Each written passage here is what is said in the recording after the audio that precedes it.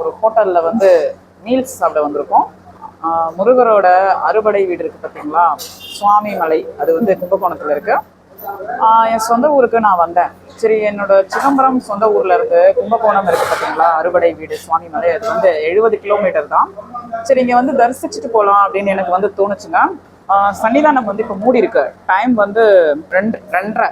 சரி, குடும்பத்தோட சாப்பிட்டுட்டு டைம் ஸ்பெண்ட் பண்ணிட்டு 4 மணிக்கு ஃபர்ஸ்ட்டாக திறந்ததும் போய் சாமி தரிசனம் பார்த்துடலாம் அப்படின்னு நாங்கள் வெஜிடேரியன் மீல்ஸ் சாப்பிட்ட இது பக்கத்துலேயே ஒரு ஹோட்டல் இருக்கு, அங்கே உட்காந்துருக்கோம்.